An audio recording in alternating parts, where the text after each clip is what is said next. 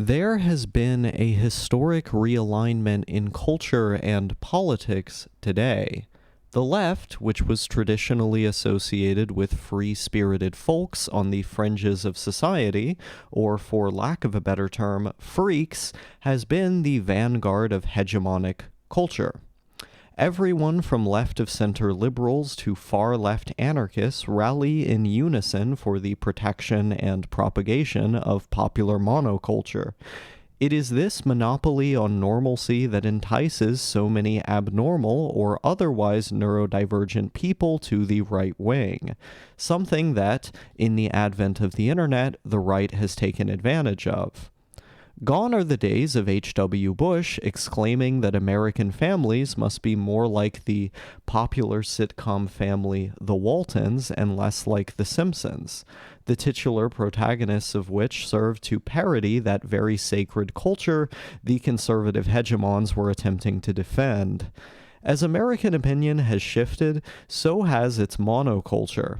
That Republican Party of HW would appear nearly unidentifiable to many of its rank-and-file members today, the kind of voters who happily voted for school shooter candidate Blake Masters in Arizona, who, in between posting soy jack memes from his manner of nepotism, did a single right-winger complain about him never having a job, by the way, would happily rant and rave about how black people were the cause of crime in urban centers and cryptocurrency would solve the country's problems.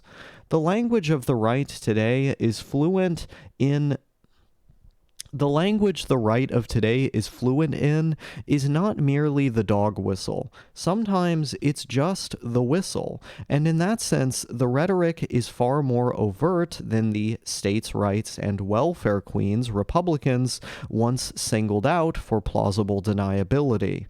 The language of the right today is fluent in is the internet. It's autism. To an autistic person, the monolithic presence of corporate advertising and media moguls featuring LGBT and racial minorities in their content can appear like these racial and sexual minorities have enormous power. Why else would these cultural institutions with actual enormous power act uniformly in support of them? The answer is they like money. It's marketing, not morals. But to that person, this can easily appear like a shadowy cabal attempting to influence society.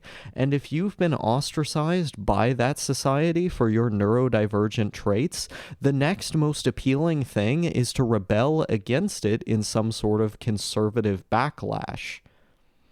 You know, Blade Runner 2049 is an interesting movie. It isn't overtly political, and if it were, the totalitarian cyberpunk state present in it does not send a pro-fascistic message. And yet, the main character has been co-opted time and time again by the online right to represent their movement. Why? He's lonely.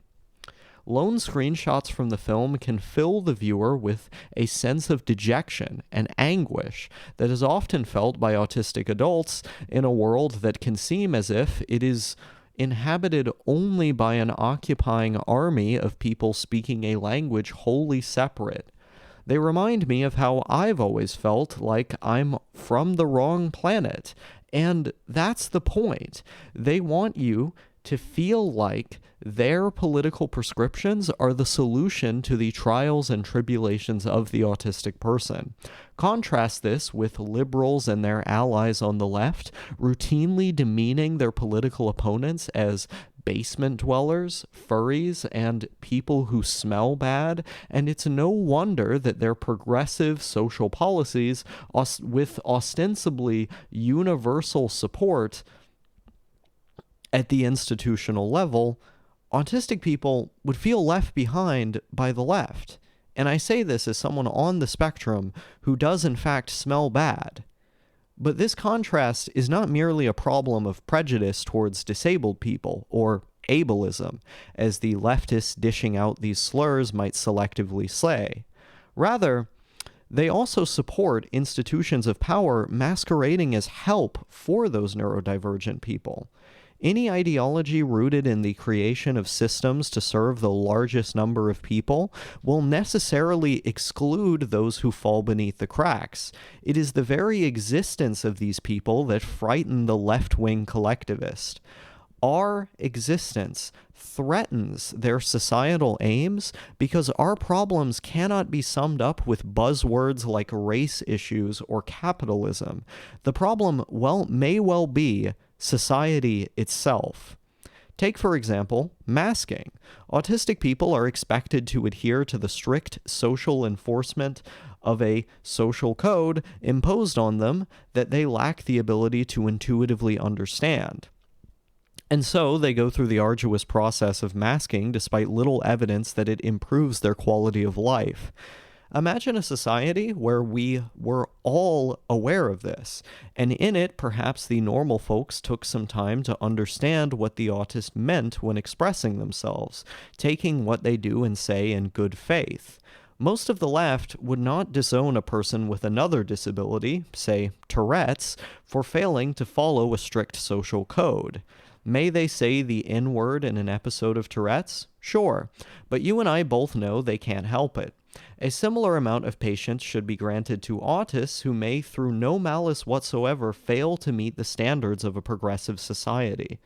And just imagine, in that society, we are no longer adherents of an arbitrary and strictly enforced social code, but a society of individuals, taking one another at our merits and our word. This would not make autistic people a privileged group, certainly not when we're all on the spectrum. It would be making society more autistic, thereby making us all a little bit more free. To that end, one bad faith claim used by the right would fall apart. The notion that being right-wing is about being left to one's own devices, i.e. being free. The women who want control over their own bodies are not left to their own devices, nor are the gays who wish to marry or the parents of transgender children who wish to make their own decisions about their child's health. In the same sense, autistic people piled into a social movement about social conformity with anti-establishment aesthetics could also finally be left to their own devices, free to choose. If diversity is our strength, then it ought to include those divergent in thought and perception, forging a new paradigm, not of faux corporate diversity, but of solidarity without similarity. And then, only then, can we say definitively that diversity is strength.